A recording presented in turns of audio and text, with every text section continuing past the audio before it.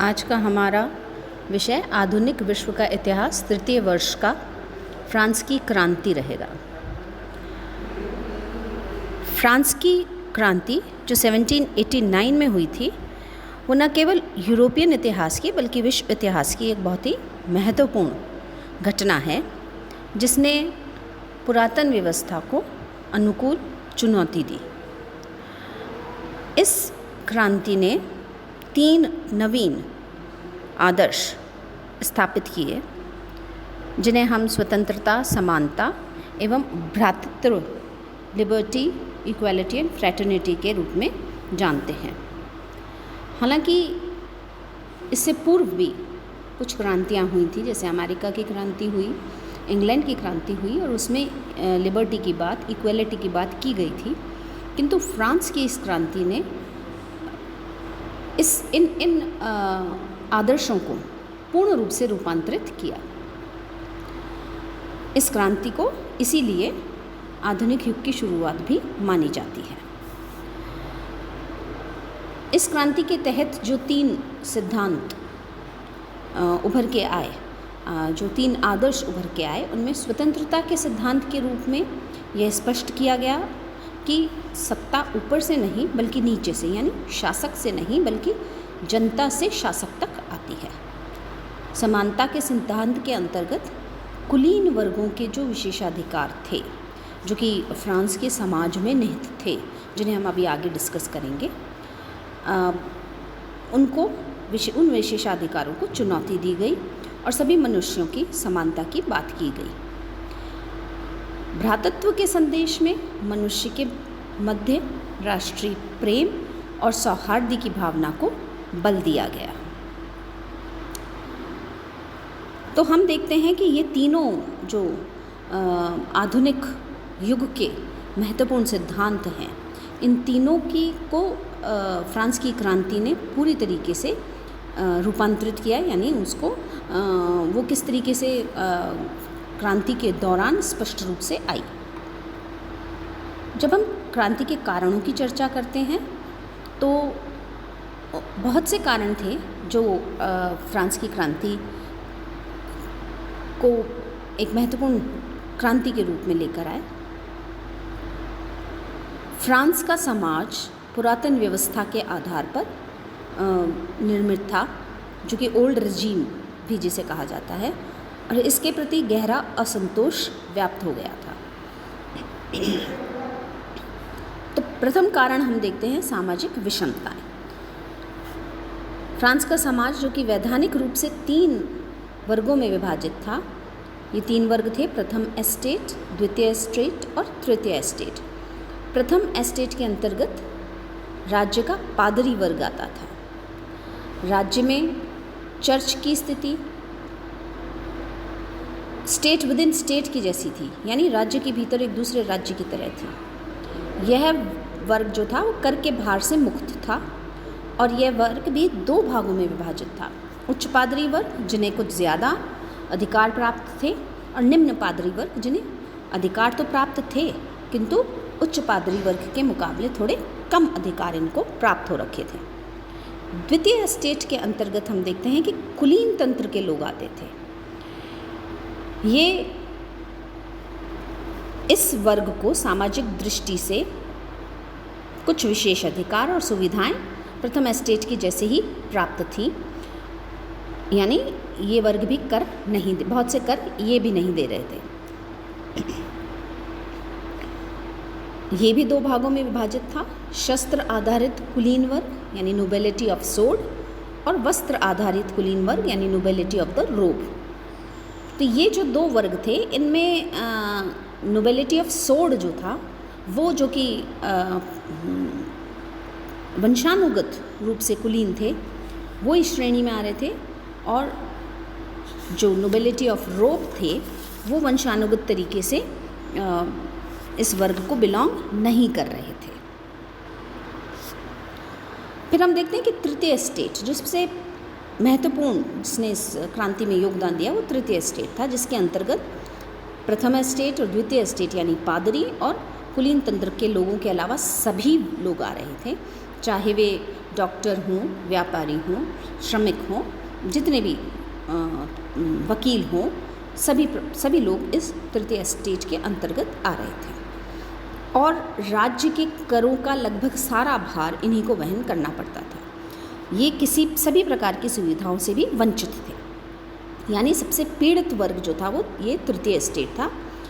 इनमें 3 प्रकार के लोग थे: कृषक वर्ग, श्रमिक वर्ग, मध्यम वर्ग या बुर्जुआ जो कहलाए, और जिन्होंने बहुत महत्वपूर्ण योगदान इस क्रांति में अपना दिया। तो ये सामाजिक पुरातन व्यवस्था जो थी, जो असमानता थी, वो क्रांति का प्रमुख कारण रही। दूसरा कारण व्यापक आर्थिक असंतोष रहा। फ्रांस की जनता में गहरा आर्थिक असंतोष था। सरकार के वित्तीय प्रबंध जो थे वो बहुत कमज़ोर थे। प्रथम और द्वितीय स्टेट के लोग करों का भुगतान नहीं करते थे। तृतीय स्टेट के लोग, विशेषकर कृषक वर्ग जो था, वो सभी प्रकार के जो टैक्स थे वो देता था और कई प्रकार के टैक्स लगाए गए थे राज्य के द्वारा, जो कि प्रत्यक्ष भी थे और अप्रत्यक्ष भी थे। कृषकों को, चर्च को धार्मिक टैक्स देना पड़ता था जो टाइथ के नाम से जाना जाता था। ये किसान वर्ग जो था वो सबसे ज़्यादा कर राजा को दे रहा था, जिनमें भूमि कर, व्यक्तिगत कर, आय कर, कई प्रकार के अप्रत्यक्ष कर थे, जैसे नमक कर, चुंगी कर, उत्पादन कर। और नमक कर एक ऐसा कर था जो कि नमक एक बहुत महत्वपूर्ण योगदान देता था।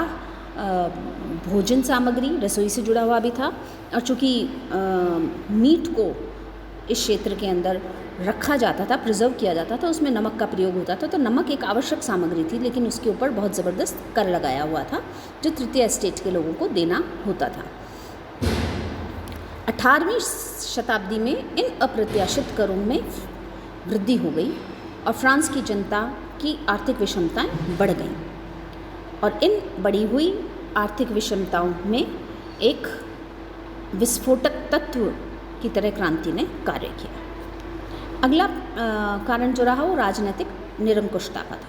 फ्रांस का शासक इस समय लुई 16वां था, और वो फ्रांस के शासक, वैसे लुई 16वां क्रांति के काल में शासक था, लेकिन इसके पूर्वजों के काल से ही फ्रांस के शासक स्वयं को दैविक अधिकार से संपन्न मानते थे, यानी वे ईश्वर की इच्छा से शासन करते थे, जनता की इच्छा से नहीं। लुई 16वां एक सुधारवादी शासक तो था, सुधार तो करना चाहता था, किंतु वे अपर 2 क्लास जो थी, अपर 2 एस्टेट जो थे, उनको नाराज़ नहीं करना चाहता था। वह वर्साय के महल में विलासितापूर्ण जीवन व्यतीत करता था और अपने कर्तव्यों के प्रति वो थोड़ा उदासीन हो गया था। वो सुधार इसलिए करना चाह रहा था क्योंकि राज्य को इनकम कम हो गई थी और राज्य के ऊपर निरंतर भार बढ़ गया था टैक्स का, ऋण का। जनता तभी सुखद हो सकती थी जब राजा एक जनहितैषी तानाशाह के रूप में कार्य करे, लेकिन लुई ऐसा नहीं कर रहा था और परिणाम क्रांति रहा। अगला कारण हम देखेंगे प्रशासनिक अव्यवस्थाओं का। फ्रांस का प्रशासनिक ढांचा अत्यंत ही अव्यवस्थित रहा। राजा के बीच और प्रजा के बीच में एक गहरी खाई थी, यानी दूरियां थी। शासक लोगों के संपर्क में नहीं था। वो पेरिस, जहाँ जो कि ज़्यादातर लोग जो पेरिस में रह रहे थे, उससे दूर वर्साय के शानदार राजमहल में ऐशो आराम की ज़िंदगी व्यतीत करता था। ये अपने राजनीतिक दायित्वों के प्रति भी उदासीन रहे। प्रशासनिक निर्णयों के मामले में फ्रांस के राजा निरंकुश रहे, सदा से ही वे स्वेच्छाचारी थे और वे अपने आप को ईश्वर का प्रतिनिधि मान रहे थे और ईश्वर की इच्छा अनुसार शासन कर रहे थे। प्रशासनिक कार्यों की सहायता के लिए राजा के पास 5 समितियां थीं जो कानून बनाने, आदेश पारित करने और राज्य की गतिविधियों को संचालित करने का कार्य करती थी। किंतु इन समितियों में जो सदस्य थे वो सभी राजा द्वारा मनोनीत चुनिंदा लोग थे, जो इनडायरेक्टली हमें समझ आ रहा है कि शासक की कृपा के पात्र थे। तो अल्टीमेटली निर्णय जो भी होते थे वो शासक की निरंकुश प्रवृत्ति के अनुरूप ही हुआ करते थे। ये 5 समितियाँ राजा की 5 उंगलियों के रूप में जानी जाती थी। प्रशासनिक विकेंद्रीकरण की हम बात करें तो संपूर्ण राष्ट्र प्रदेशों में बटा हुआ था, जो इंटेंडेंसीज के नाम से जाने जाते थे।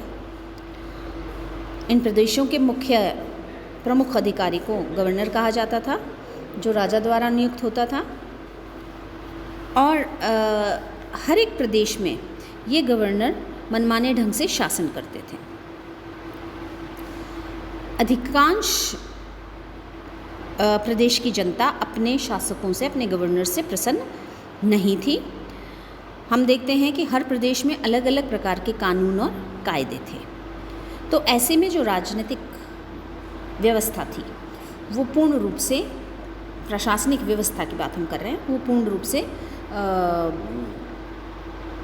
लोगों को प्रसन्न नहीं कर पा रही थी और फ्रांस की जनता अत्यंत पीड़ित थी।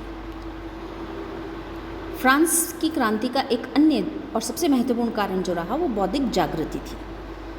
फ्रांस की क्रांति की वैचारिक पृष्ठभूमि बनाने का कार्य चिंतकों और लेखकों द्वारा किया गया। ये फ्रांस की जनता के सामाजिक, आर्थिक एवं राजनीतिक असंतोष को बड़ी ही प्रखर अभिव्यक्ति दे रहे थे अपनी लेखनी के द्वारा। हालांकि इन्होंने क्रांति को उत्पन्न नहीं किया, लेकिन इन्होंने बहुत ही कुशलता के साथ क्रांति के लिए जो कारण थे उन्हें स्पष्ट किया और एक बहस का माहौल बनाया, जन आवेश को जागृत किया। फ्रांस की क्रांति की पृष्ठभूमि में 18वीं शताब्दी के 3 फ्रांसीसी विचारक महत्वपूर्ण रहे, मॉन्टेग्यू, वोल्टायर और रूसो। इन्होंने राज्य में जो प्रशासनिक पद्धति थी उसके ऊपर अपने विचार व्यक्त किए। कुछ सामाजिक असमानताएं जो थी उनके ऊपर लेखनी लिखी और इस तरीके से हम देखते हैं कि राज्य की व्यवस्था क्या होनी चाहिए उसके बारे में भी बात करी। तो हम देखते हैं कि इनके द्वारा जिन बातों के ऊपर ध्यान केंद्रित किया गया या ध्यान आकर्षित किया गया लोगों का, लोग समझने लगे कि उन्हें कहाँ परिवर्तन चाहिए और फ्रांस की क्रांति जो थी उसको एक हम समझ सकते हैं कि एक माहौल क्रांति का बना। वित्तीय संकट जो कि सबसे तात्कालिक कारण फ्रांस की क्रांति का रहा,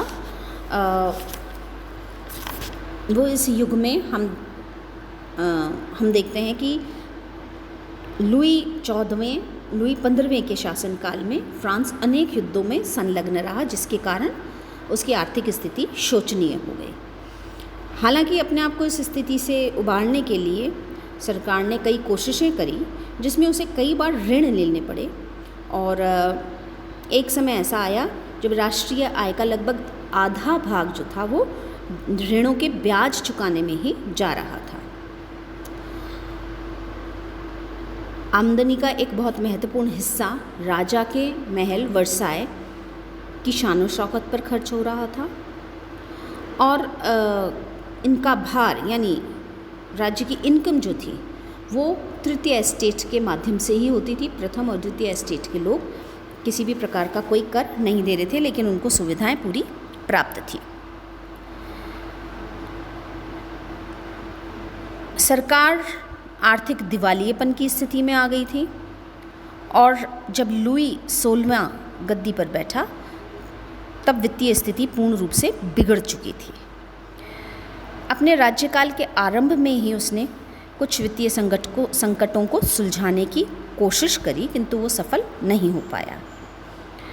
उसने एक योग्य और प्रतिभा संपन्न व्यक्ति तुर्गो को ये कार्य सौंपा था, लेकिन तुर्गो सफल नहीं हो पाया क्योंकि जो ओल्ड रेजीम थी, जो व्यवस्था थी, उसमें बहुत सी पेचीदियाँ थी। उसके बाद तुर्गो के बाद नेकर को वित्तीय प्रबंध का कार्यभार सौंपा गया। उसने खर्चों में कटौती करने की कोशिश करी और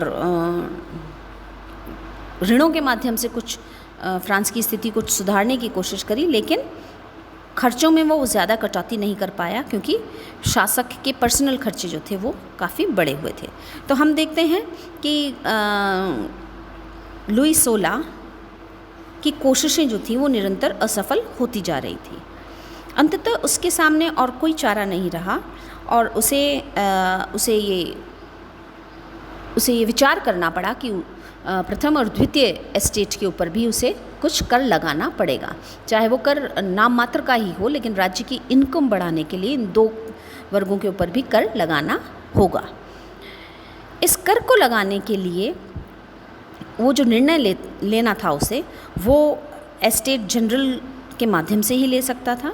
एस्टेट जनरल फ्रांस की एक ऐसी संस्था थी जो हम ऐसा समझ सकते हैं कि एस्टेट जनरल एक प्रतिनिधि सभा थी जिसका अधिवेशन 175 साल से अभी तक बुलाया नहीं गया था। और शासक जब भी कोई परिवर्तन करना होता था, आमूलचूल परिवर्तन करना होता था, तो इन तीनों जो वर्ग थे, प्रथम, द्वितीय और तृतीय एस्टेट, इन तीनों के प्रतिनिधियों के माध्यम से ही परिवर्तन कर सकते थे। और ये तीनों एस्टेट जो थे, इसके प्रतिनिधि मिलकर एस्टेट जनरल नामक संस्था जो थी, प्रतिनिधि सभा जो थी, उसका निर्माण करते थे। तो इस एस्टेट जनरल की मीटिंग को बुलाना था और उसके माध्यम से परिवर्तन करना था। एस्टेट जनरल की मीटिंग जब बुलाई गई तो उसमें कुछ मतभेद उत्पन्न हुए और इन मतभेदों में, क्योंकि एस्टेट जनरल के माध्यम से निर्णय लेना था कि प्रथम और द्वितीय एस्टेट के ऊपर भी कर लगाया जाए, ये प्रथम और द्वितीय एस्टेट के जो सदस्य थे वो कर देने के लिए तैयार नहीं थे। और मतदान की प्रक्रिया जो थी वो एक अलग प्रकार की प्रक्रिया थी, क्योंकि दोनों एस्टेट्स के 2 वोट और तृतीय एस्टेट का 1 वोट, यानी पूरे जो प्रतिनिधि मंडल था उसको एक वर्ग से 1 वोट गिना जा रहा था। तो प्रथम दोनों एस्टेट के जब 2 वोट हो रहे थे और वो कर नहीं देने के पक्ष में हो रहे थे, और तृतीय एस्टेट का 1 वोट था जो कर देने के पक्ष में हो रहा था, वो बहुमत के आधार पर प्रथम और द्वितीय एस्टेट भारी पड़ रहे थे और फिर करों का भार पुनः तृतीय एस्टेट पर आने वाला था। इस बात को लेकर मतभेद उत्पन्न हुए और यहाँ से हम देखते हैं कि फ्रांस की क्रांति जो थी उसकी शुरुआत हुई। अगले लेक्चर में हम क्रांति कैसे हुई, एस्टेट जनरल का निर्माण हुआ, उसकी मीटिंग बुलाई गई और फिर क्रांति की क्या घटनाएं थी उनको डिस्कस करेंगे।